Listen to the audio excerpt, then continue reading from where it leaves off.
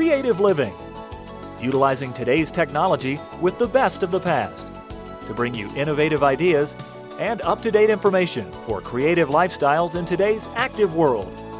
With your host, Sheryl Borden. Welcome to Creative Living today. We're going to learn how to use stamps to make a pillow. We'll talk about why dry beans are so good for us, and we'll show you how to make custom cornices. One of my guests today is Lisa Rojas, and she's going to demonstrate how to create a no-sew pillow with a faux quilting technique using a new line of rubber stamps and ink pads. Her company is Stamping Queen Creations, and she lives in Victorville, California. Also with us today is Jeannie Wharton, and she's with the U.S. Dry Bean Council in Jackson, Wyoming. Jeannie's going to talk about why eating beans is good for your health, including lowering your risk for heart disease and certain types of cancer. Beans also help curb the appetite and help fight type 2 diabetes.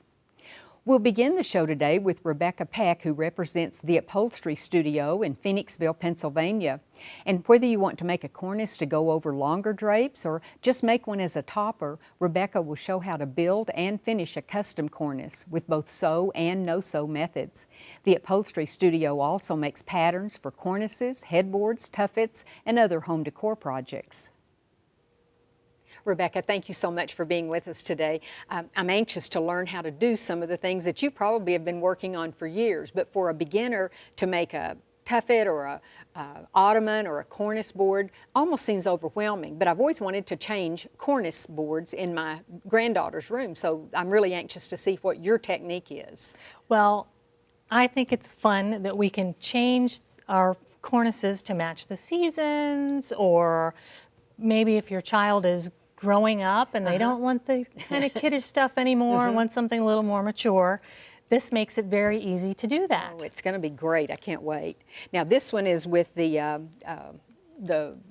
fabric, and this one, well, of course they're all with fabric, but this one, what's the difference in this package? Well, this is the collection from Home Decor 123 that explains how to make the cornice boards. Boards, okay. So that's actually the hard board. And that's, okay.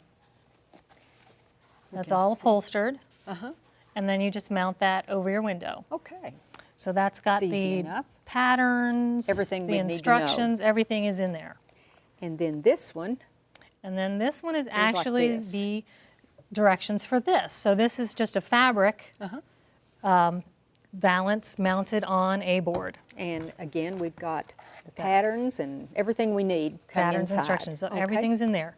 And tell us about the kits that we can get to keep us from running all over town. Yeah, so you don't have to go to a bunch of different stores. We also have available the kits to build the cornice board. That's what this is. So that's, yes, that's got your pre-cut wood. Oh. You tell us what size, what shape you want. We do all the cutting for you. Oh, I wondered how that would work because everyone's window is a different size. Yes, okay, yes. Pre-cut. And then we send you the foam, the Dacron, the welting, all of your boards, your adhesive, your wood glue, your tack strips, even your screws and your hardware. Okay, and you said a couple of these staple removers are really helpful to have. Yes, we have two tools from Double Rock. One is the staple remover, which is awesome, and the other one is the staple setter. So if you don't get that one staple in all the way, instead of pulling it out, you can just tap it right back in. That's great.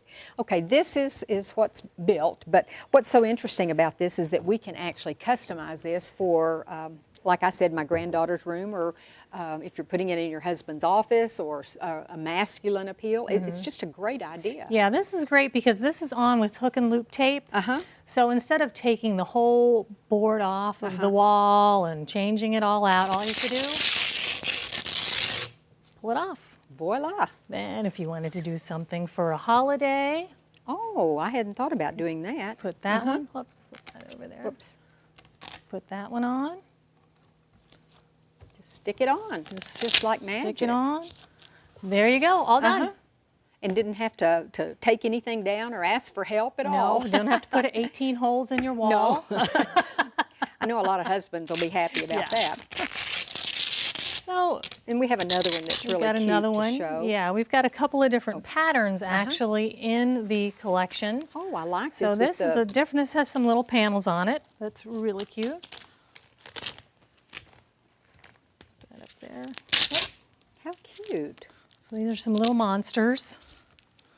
So for your for your little boy, but you know, Or when for he gets Halloween. older, he's not, or for Halloween, yeah. That's cute. So you can Really change cute. that out. And then we've Okay. got this one. Oh, which- patriotic. Yeah, 4th of July. Or if you've got someone serving in the services and you want to give them a nice welcome home. Oh, what a great idea. Have it on these the up. front window and say, Yeah. we are So this is another thankful one of you're the home. right, another one of the shapes that's in the collection. Oh, I like the way that hangs so nicely. And you could have blinds under it, or you could have fabric shears or whatever behind Exactly. it. Yep. And then another example was to stencil. And before we show this one, you're going to actually do a little stenciling Yeah. for us. The great thing about this is you can pick out your own fabric, or if you're a little artsy and you wanted to do a custom paint job on it, you can always go ahead and use fabric paint and do some stenciling. I would recommend though that unlike this model, you would cut your pieces out, paint them first, and then sew them together. So Just in case. Yes, just in case you You make a drop little the paint boo-boo. on the side or something. Exactly. And there's so many stencils available. I don't know if it's because of the popularity of scrapbooking or because of all kinds of home decor. Yeah, you know, everybody's really into customizing everything these days. So this makes great. This is fabric paint. This is fabric paint, so I'm just going to get This some is on kind my of a brush. pearlized or Yeah, this is a metallic. It's Metallic. really pretty. And I'm just going to pounce. So I want to get and you that use one of those brushes that's flat on the bottom, and it really does go stencil into. brush. Yeah, I don't want to really want No. to rub, because then I I'm not see. going to get a nice clean edge on my stencil. And now, do you use a sponge? Is it an either or is that for another coat? You can use the sponge. On this one, I'm just doing all one color. But if you wanted to do something like the butterfly, where it's a couple different colors and you're this. getting, It's upside down. oh, that's upside down, you're right. If you're getting close to where you want to change color, you can use the sponge just to get in a little bit.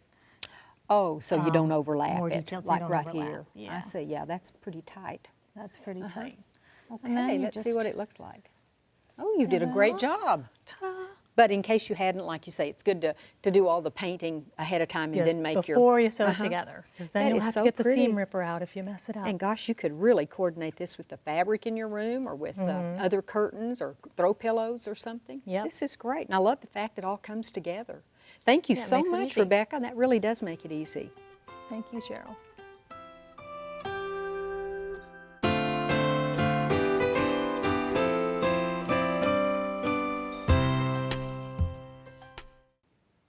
Jenny, thank you so much for being here. I'm anxious to learn everything there is about beans, and we might say that's really what we're going to talk about.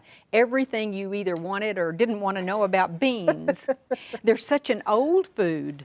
They are. They have actually among the oldest cultivated crops in the world. And many of the beans that you'll see now are beans that have been around for thousands of years. Native American legends said that beans were part of the three sisters. There were beans, corns, and squash, and you planted all three of those. And for the times, it was very sophisticated crop rotation and sustainability, but also a good diet. And of course, the corn provided the pole for the beans to climb, and that kind of thing. Oh, I see what you mean about growing all three. Well, you know, I grew up, we always had pinto beans. That was probably the one, I didn't even know there were other varieties for a long, long time. But so many people have almost a negative connotation because, and we ate beans because they were cheap. They were a easy commodity to have, and you could extend it a long way. You could add it to other foods to extend it. But really, we need to dispel that because there are so many ways and reasons to eat beans. I often say that they're inexpensive, but they're also invaluable to your diet because they provide so many different vitamins and minerals. Beans have in them fiber, folate, iron, magnesium, And manganese, potassium, aren't they potassium. good soup? And right now you're seeing a lot of people who have potassium deficits. Right. So this is an important additive for your diet is to eat some beans. And what's the season? Is it the same growing season for all the different varieties? Pretty much. Pretty much. They're grown commercially in 15 states. Beans actually grow in about 40 states. Oh. But you know, in Michigan, they might plant them a little bit later than they would in Nebraska, or in Minnesota Because they of have a little bit temperature. different. But beans like the warm summers and the cold winters, and they like kind of a sandy soil. And they're typically planted around Memorial Day, first week of June, and then harvested in the fall, usually in September. I see. And another good thing about beans is the longevity. Yes. If you can buy them in bulk, which we have some bulk bags here, you can buy them and keep them for a long period of time. That's right. If you store them properly, which basically means a cool, dark place, and sealed People up in kept their them bags. in basements You for bet. many times. You bet. And the beans that you would find in somebody's basement 40 years ago would probably still be good. It might take them a while to cook, but Well, speaking of cooking, I think a lot of, especially the younger people who are setting up housekeeping, don't want to cook dry beans because they've heard all the stories about the pressure cooker problems, or, well, heavens, it takes 4 hours to cook them. Go through the process of how you really do that. you know, one of the ways that I like to cook beans is with this, what they call a quick soak method. And I'm going to read here the typical way to do it is for us to start with 3 cups of water per cup of beans. So 1 to 'Cause 3. Beans will expand. Expand. In fact, I have to tell you a quick story. I went to a dinner where we had little glass parfait jars full of beans. And in the middle of dinner, all of a sudden, some of them exploded because they'd absorbed water in these glasses. How funny. Anyway, little side story. But you cook them on high for about 2 minutes. Let it come to a boil. Come to a boil. Then let them sit for a little while. Turn the heat off. Turn the heat off and let them sit for about an hour. Now, what I do then is I rinse them and I put them in a crock pot or a slow cooker and let them cook, and then they're ready when I get home from work. And the house Smells wonderful. But a lot of people will cook them in that double boiler or the big Dutch oven on their stovetops. And different beans take different times. A pinto bean, of course, is bigger than a black bean. So a black bean may only need a few hours to cook, and a pinto bean may need 5 or 6 hours to cook it. And it depends on how many you're making, too. But that's a great way to do it. And with the new pressure cookers, which are so much easier to use than the ones that used to blow the top off, beans can be prepared so quickly. And I always like to prepare a lot of them because you can store them in the freezer. Beans freeze very well. I like the little snap top containers that you can put in the freezer, and you can freeze a couple of cups of them, and then thaw them and put them in your salad. Or take them frozen and pour them into your pot of soup, and in a little while they're already cooked. So there you have wonderful beans in your soups and to sprinkle on salads. I have one board member who makes an ice cream sundae topping out of black beans because they're sweet. And he just loves that, so they're very versatile. Well, and you know, I think most of us, if people have grown up eating beans, we think of them as either the main dish because they're such a good source of protein. It's the meatless variety of protein, but also as a side dish, maybe if you're having your meat and salad and whatever. But they can go in. I like the suggestion I read somewhere about mashing them up and putting them as an extender in meatloaf. I thought, what a great idea. If people are showing up at the last minute and you only prepared for 4, you can extend it to 8 easily. In Asia, there's a common use of beans in a can of tuna to extend the cans of tuna and make them affordable for people. So I think we might see more of that in the U.S. Too, using them in different ways. You were mentioning different beans might cook a little longer.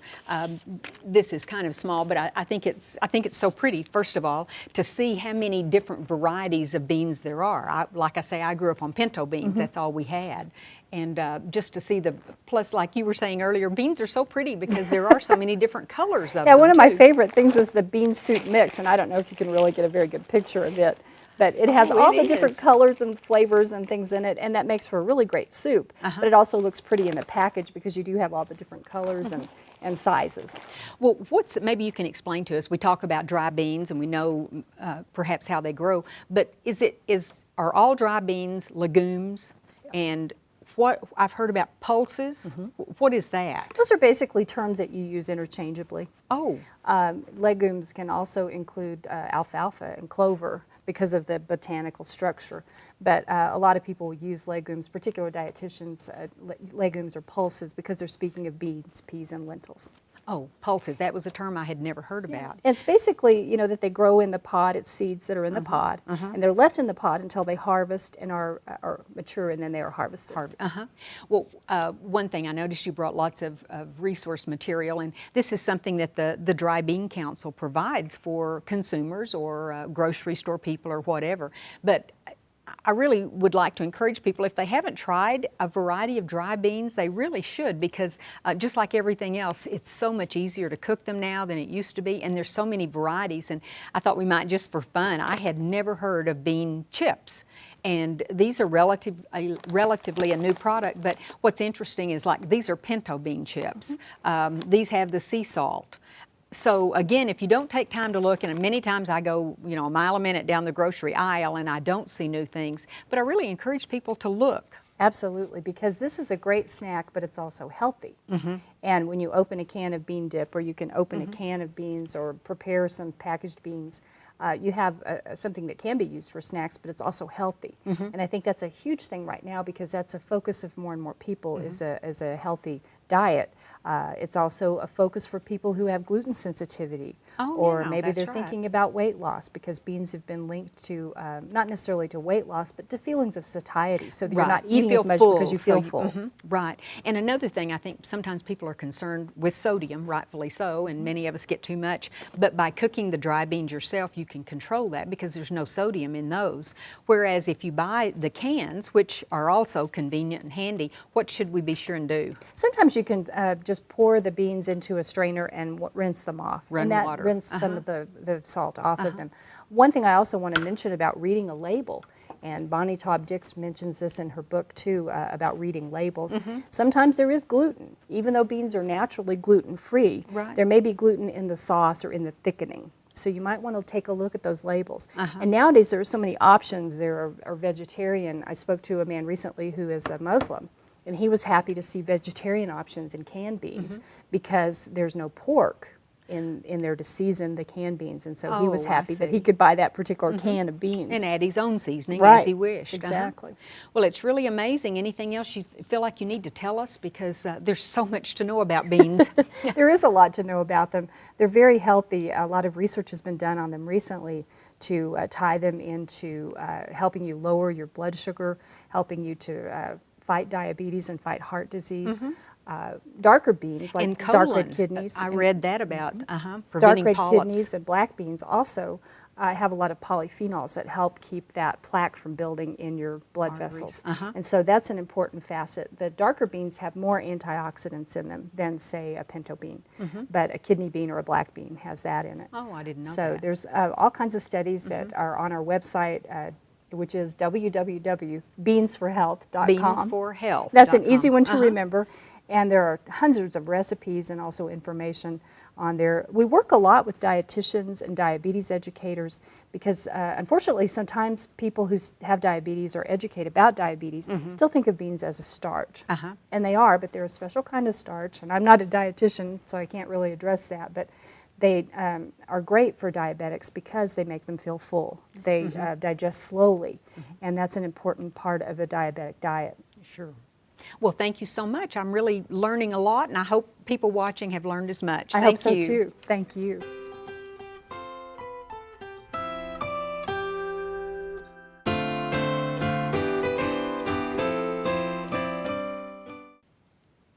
Lisa, it's always nice to have you here, and I know you're known as the stamping queen. You know how to use rubber stamps in ways no one ever thought of.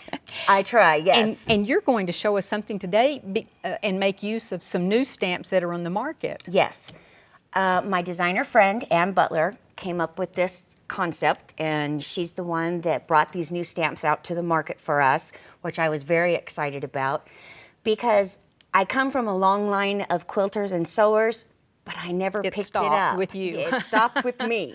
So this way, when Ann came up with this concept, it was something that was great for me that, okay, now I can get involved. Well, we have some of the patterns. They're all geometric shapes, sizes. Yes. And there's plaids, there's polka dots, there's just everything.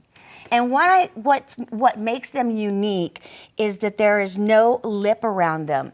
If you see a regular stamp, this is a regular wood stamp. Oh, that's what you mean by the. It all has, you know, it has about an 1/8 of an inch lip. On Ann's stamps, there's no lip on it, so it all butts up together, so you can make multiple designs. The designs are endless that you can make with them. So, and I like your idea. You talked about before, some of us might be a little leery about doing this on our best fabric that we've saved for this project. So Right. you've got a tip for that too. I do, because when I first started stamping on fabric, I was very afraid of it. And, you know, I thought, oh, I'm going to ruin my fabric. So what I decided to do was I stamp out my pattern first. On a piece of paper. On a piece of paper. This is just a regular cardstock, a 12 by 12 for this project. And I stamp it out first. And then so that way I can get it lined up. I know exactly where it is. And if I make a mistake, I can throw it away and stamp it. And I haven't ruined my material. That's a good idea. And then what makes it nice then for the pillow, you can slip it in. Make sure all your edges are straight Make everything and it's flat. straight and it's flat, and then you can But you can see through You it. can see through it, so you can stamp directly on your pattern. It's already there. That is a great idea. It is. I had thought about maybe doing it on paper, but I hadn't thought about slipping it inside so Right, you can just match the... Yeah, I just figured that out one day when I was working in my studio. So you just kind of, you lay it on top and it's right there. So you don't have to worry about realigning anything. It's all right there, and then you can get your image. And then you would continue And with, then you would with continue the others. with the others, and you know, stamp out your whole pillow pattern how you want it. And then the next thing that you can do. This is one that you have This done is one that I have- exactly what you were showing us. And these are, I wanted to mention too, these are flour sacks.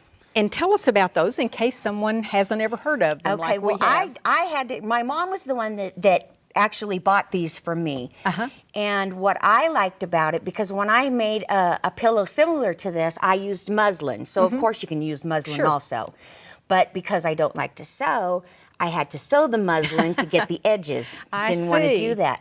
The flour sacks, you can find them in Kmart, Walmart, you know, any of your big stores where your dish towels are. Oh, I see. And they're already finished for you. So How nice for people who don't want to sew or have a Exactly. machine. Exactly. And since I don't like to sew, my very favorite glue is the Beacon adhesives. This is a fabric tack glue, and it is absolutely wonderful. So you get that all centered on the pillow Yep, form. get it on your pillow. And then the easiest way to do it, when you first start on it, is lay it out, make sure you have everything straight, and then glue your edge down. So, you know, your material's not moving around. And also, you want to glue the top one down. First. Okay, first, exactly. Because then what you're going to do is you're going to take some embroidery thread and this is the only sewing that I do, and your button, and you're going to run it up through the back of the pillow.